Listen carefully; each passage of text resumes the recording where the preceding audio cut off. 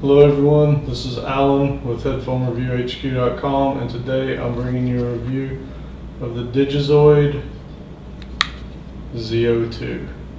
I'm going to quickly go over the functions of the unit. So on the front here you have the light. That's what kind of indicates everything to you. You have your headphones right here, your input, your MP3 portable media player device. Here you have your USB charge, which you can do while you're playing.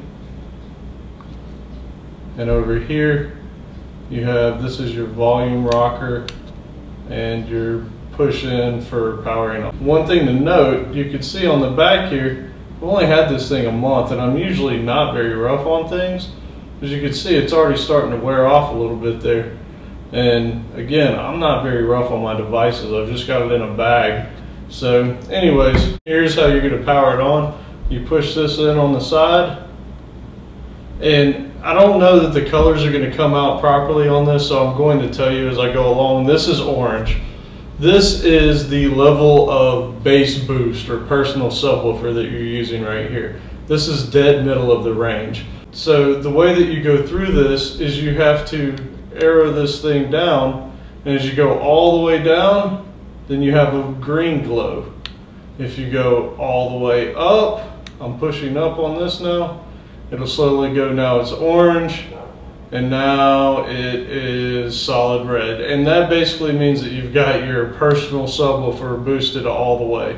All right, so that's that. There's 32 levels of this. And here's my biggest issue with this, is to get through all 32, you either hold this thing up or down, or you have to go 1, 2, 3, 4, 5, 6, 7, 8, 9, 10, 11, 12, 13. So here you can tell I'm actually in the middle, so it already hit it a couple times. That's orange, that means that I'm dead in the center. That's at the mid-range on the subwoofer level for it. And if you want to go all the way down, so if you ever want to truly get it in the middle, you kind of need to go all the way to one end or the other and then count up 16 times. 1, 2, 3, 4, 5, 6, 7, 8, 9, 10, 11, 12, 13, 14, 15, 16. And now it's completely orange. It's green at the bottom, that's basically no bass. Middle is orange and red is full on. So that's that. Now, here's the frustrating thing to me. There's only one control here. It's this, and up and down does your volume or your bass settings up or down. But to switch to volume now, you've got to push in on this thing, and now I've got a blue color. And this blue color, right now, if I hold it down all the way down, you're going to see that this thing's going to fade out a little bit. That's on its lowest setting right there. That's like and again, I don't know that this is translating well on the video because it looks brighter than what it really is. That's pretty dim. Again, there's 32 levels, and the only way to go through them is either hold this up so you don't really know where you are, or you push up one at a time and count, and there's 32. 1, 2, 3, 4, 5, 6, 7, 8, 9, 10, 11, 12, 13, 14, 15, 16. Now you can see that blue's a little bit brighter now. Well, you're basically, the only way to know, again, is to count, because incrementally, you can't tell much of a difference in the light until you go about 5 or 6 or 7 steps. So we're in the middle now. Now here's the interesting thing. There's 2 volume settings on here. When I'm going up through these blues here, that's if you have a fixed line level input coming in. So if you've got like a line out on your iPod or your iPhone, or a line out from your computer, and you set your volume up higher on your computer for the line out coming into this, then you'd use these blues to step up through it. Now I'm going to keep going up. I'm at 16, so 17, 18, 19, 20, 21, 22, 23, 24, 25, 26, 27, 28, 29, 30. Oh, actually that was more. So this thing just went purple. You can tell that there was a difference in the color shift there. So that's blue, and that's the purple. And actually they say it's, oh, there we go. So when it's this like, this aqua blue here, when it goes to like a shade of purple, that means you're at the max volume for that fixed level input. Well, here's the thing, and I'll get into a lot of this later. Again, that's for your fixed line input. Now, if you want to go up to where you're going to use the volume on whatever device you have plugged into this thing, you're going to hold up on this volume for like 8 seconds, and then you'll see this thing shift to a pink. That's what it's supposed to be. There it goes. That's pink. If you plug this into a fixed line level input while this thing's pink, you're going to destroy your headphones and you're going to blow out your eardrums, because this is like a boosted volume setting. This is for having, basically you need to have the volume turned down on whatever your input device is, and then gradually increase it while you have this on. So that's the functionality. Again, to go between the volume versus the subwoofer thing, you hit the side and then it switches over. I'm midways on the bass there. And again, to go back, you do that. And to turn it off, you hold it down. And to turn it back on, you push it. So that's a quick overview of how this thing works. I'm not a fan of the single button and the light being your indicator. I do not like that because, I mean, geez, you can't really tell what you're doing. You pretty much have to count. So let's get into some of this. You can play in charge, but what I found is if you play in charge while you're doing this, there's so much noise that gets introduced into it via the USB charging that it's unlistenable. So realistically, you're only going to listen to this thing after it's been fully charged. On most headphone amplifiers, when I demo using my iPhone, I usually show using the dock connector because that gives you the cleanest sound coming out, right? Here's the biggest problem. When using this in conjunction with the blue setting on here, where you're supposed to be able to control the volume using this, first, again, I do not like this volume rocker. I can't stand it. But secondly, this thing didn't do a good job on that. Like when I go to plug this in to the music,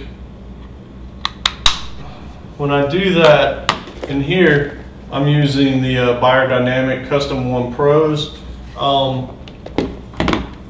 When I take that and I plug that into this thing,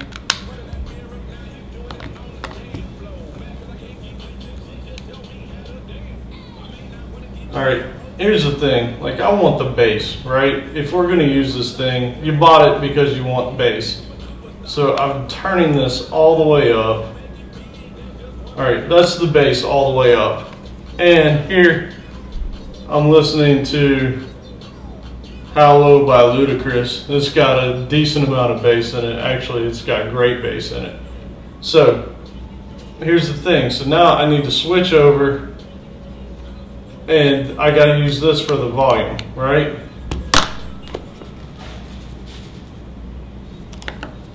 So, as I turn this up, that's blaring.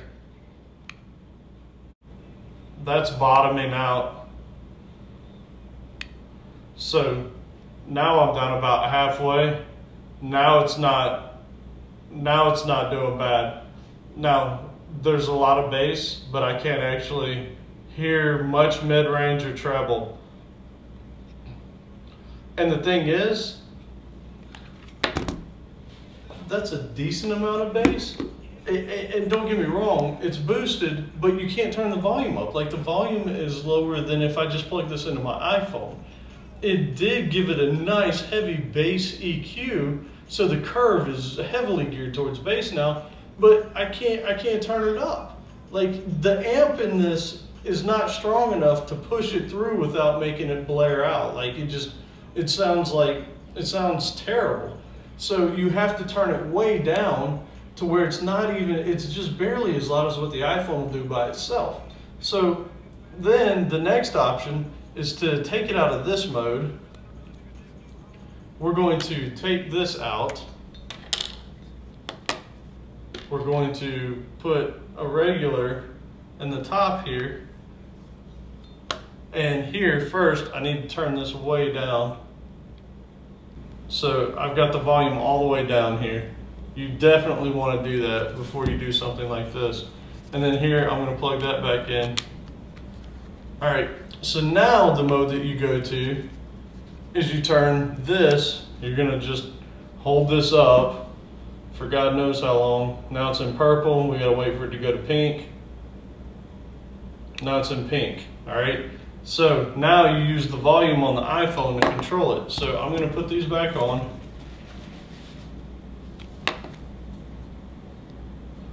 All right, and I'm gonna slowly turn it up. That bottoms out. So halfway is as far as I go before it starts clipping. And if you don't know what I'm talking about with clipping, that is basically when it just completely loses control. Instead of hearing clean bass, you hear like, and I don't know any other way to say it. It just sounds like somebody spitting at you. So again, it does a nice job on the EQ curve, but you can't turn it up. Like, they call this a personal subwoofer, but you cannot. If I go one notch above halfway, which is, I mean, it's not even moderate on the mids and highs, and the bass is definitely boosted, but you can't turn it up to a point where you'd be listening to it any kind of loud. So with that in mind, that happens both ways. I don't care how you use this thing. If you use it where it's plugged in like this, you get the same blaring, clipping sound as you do if you take this back down and you plug it into a line out. Now, I thought I was gonna have marginally better success using this with like my MacBook Pro, and it seems like it'll go a notch louder, but the weak spot here is not its EQ. The EQ on this is pretty good. The weak spot is the amp in this thing. The amp in the Digizoid is just not strong enough to have to push the amount of power that it needs to keep this clean. Like, it literally just cannot do it. And I've tried this with both the Biodynamic Custom 1 Pros, which these things can handle quite a bit of bass. And I've also done it with the ATH M50s, which also will take quite a bit of bass. And at the end of the day, this just doesn't get it done. The amplifier clips out before it can push to the volume that you'd want. I mean, yes, it's got a lot of bass, but for you bass heads out there that love bass, this is just going to get you the type of bass you want, but it won't get you the volume that you're looking for. So would I get the FIO E11 or would I get the Digizoid ZO2? Hands down, that's what I would take. Not even a question. It just doesn't get it done. The EQ in it's awesome. I mean, it might, yeah, maybe if you ran this through another amp, heck, I'll try that real quick. Let's see. I'll pump this into this. This is just for kicks, guys. This is not really doing anything that I would recommend to anybody. I'm just really curious as to whether or not this would even get the job done. So again, I'm amping an amp. So I'm using this as my bass EQ, and then I'm going to use this as the power. This is the PA2V2. It's a fantastic amplifier. But anyways, here we go. Let's see what this does. That's marginally better.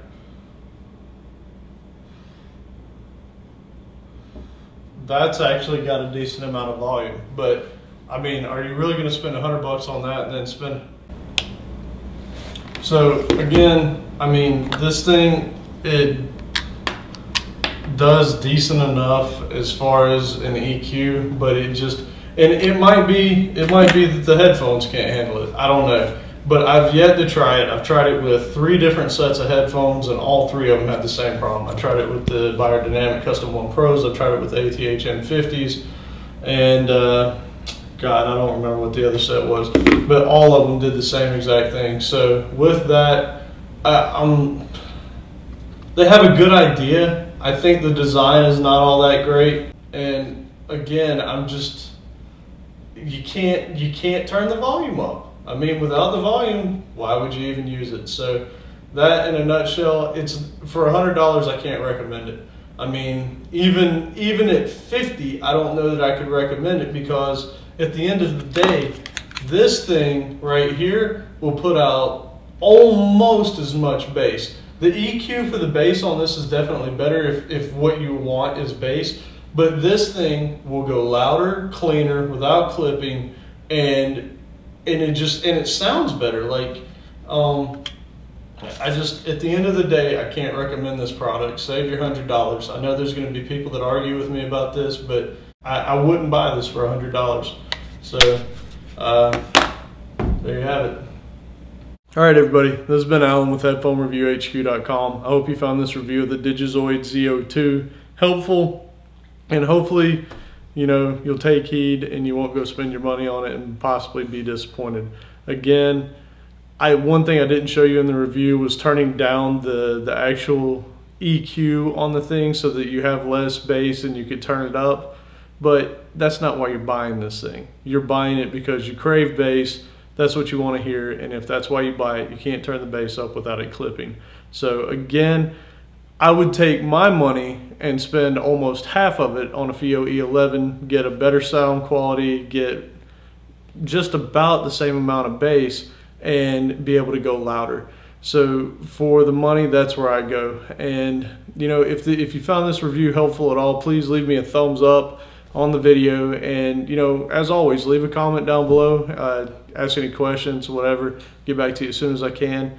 And while you're at it, subscribe to my YouTube channel, share with your friends on Facebook and Twitter and all that. And you can find me on Twitter at HeadphoneHQ. And on Facebook, you can find me at facebook.com/HeadphoneReviewHQ or HeadphoneReviewHQ. Go ahead and give me a like over there. And I've actually got a review of the PA2 V2 amplifier coming soon. And as you saw in this video, I'm using the Beyerdynamic Custom 1 Pros. I'll also be doing a review of that. And I've had a lot of requests to do the FIO E6. So those are all coming up here in the next week or so, or a week or two. So as always, I appreciate you hanging around, and I'll be back soon. Later.